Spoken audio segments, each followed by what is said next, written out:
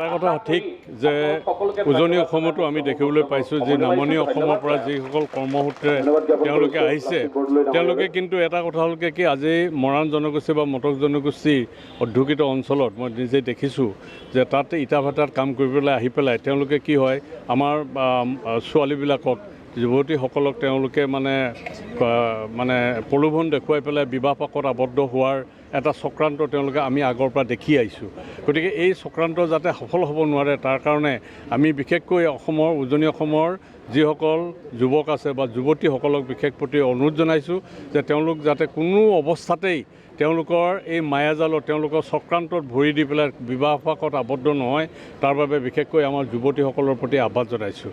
দ্বিতীয়তে কথাটো হ'ল কি আমি এটা কথা চাব লাগিব যে সকলো অনুপ্ৰৱেশকাৰীয়ে নহয় নামনি অসমৰ পৰা যিসকল কৰ্মসূত্ৰে গৈ পেলাই তাতে গৰীয়া মৰীয়া দেশী যিসকলে পূৰ্বতে মানে আমাৰ ধৰ্মান্তৰিত হৈ পেলাই আমাৰ কোচ ৰাজবংশী বা বিভিন্ন জনগোষ্ঠীৰ পৰা ধৰ্মান্তৰিত হৈ পেলাই তেওঁলোকে গৰীয়া মৰীয়া দেশী লোকো গৈ পেলাই কাম কাজ কৰিছেগৈ। গতিকে তেওঁলোকৰ প্ৰতিও অকণমান মানে চিন্তা কৰা উচিত যাতে কোনো ক্ষেত্ৰতেই আমাৰ যিহেতু থলুৱা জনগোষ্ঠী আছে গৰীয়া মৰীয়া দেশী বা জলহা তেওঁলোকৰ প্ৰতি যাতে মানে অসৎ ব্যৱহাৰ নকৰে তাৰ বাবে তেওঁলোকৰ প্ৰতি অনুৰোধ জনাইছোঁ। কাৰণ এটা কথা হ'ল কি আমি এটা কথা এইটো স্বীকাৰ কৰিবই লাগিব যে আজি অসমত জনসংখ্যা যিদৰে তেওঁলোকৰ বৃদ্ধি হৈছে আমি দিনে দিনে সংখ্যালঘুত পৰিণত হৈছোঁ আৰু এইটো ক্ষেত্ৰত বিশেষকৈ চৰকাৰে এটা কথা কাম কৰা উচিত।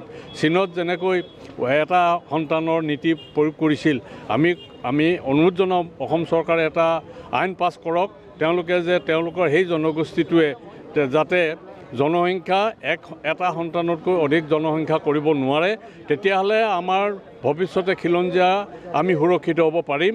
আজি নগাঁৱলৈকে লাহে লাহে গোলাঘাটলৈকে আমাৰ মানে স্থিতি শেষ হৈ আহিছে। নগাঁৱততো শেষেই গতিকে গোলাঘাটলৈকে শেষ হোৱাৰ উপক্ৰম হৈছে গোলাঘাটৰ এটা অংশ ভৰি পৰিছে। এতিয়া শিৱসাগৰ ডিব্ৰুগড় তিনিচুকীয়া এই মানে অকণমান বাকী আছে ইফালে ধেমাজি লখিমপুৰ প্ৰায় গৈছেই।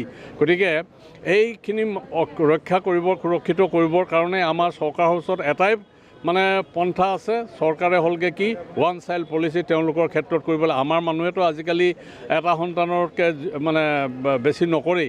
গতিকে তেওঁলোকেও যাতে নীতি কৰে নহ'লে তেওঁলোকৰ সংখ্যা বাঢ়ি যাব আমি সংখ্যালঘুত অৱধাৰিতভাৱে পৰিণত হ'ম। ভৱিষ্যতৰ স্বাৰ্থৰ খাতিৰতেই আমি যাতে চৰকাৰে ওৱান চাইল্ড পলিচি তেওঁলোকৰ ক্ষেত্ৰত কৰে তাৰ বাবে আমি চৰকাৰৰ ওচৰত দাবী জনাইছোঁ।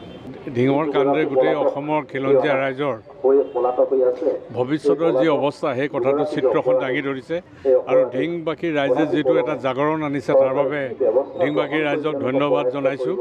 আৰু যি দুজন মানে কালপ্ৰিট এতিয়াও পলাতক অৱস্থাত আছে তেওঁলোকৰ যাতে অচিৰেই বিচাৰৰ কাঠগড়াত থিয় কৰায় তাৰ বাবে চৰকাৰৰ ওচৰত আমি দাবী জনাইছোঁ। বিশেষকৈ আৰক্ষী বিভাগে নিৰীহ মানুহক যথেষ্টখিনি তেওঁলোকে ইতিমধ্যে ক্ষতি কৰিছে। যে দোষী সেই দোষীকেইজন এতিয়ালৈকে বাচি থকাটো খুবেই দুৰ্ভাগ্যজনক। আমি চৰকাৰৰ ওচৰত দাবী জনাইছোঁ আৰক্ষী অধিক সক্ৰিয় হৈ সিহঁত যিহেতু অসমৰ ভিতৰতে এতিয়া আশ্ৰয় লৈ আছে তেওঁলোকক সোনকালে বিচাৰি আনি প্ৰথমজনক যি গতি কৰিলে বাকী দুজনকো সেই গতি ব্যৱস্থা কৰিবৰ কাৰণে আমি চৰকাৰৰ ওচৰত দাবী জনাইছোঁ।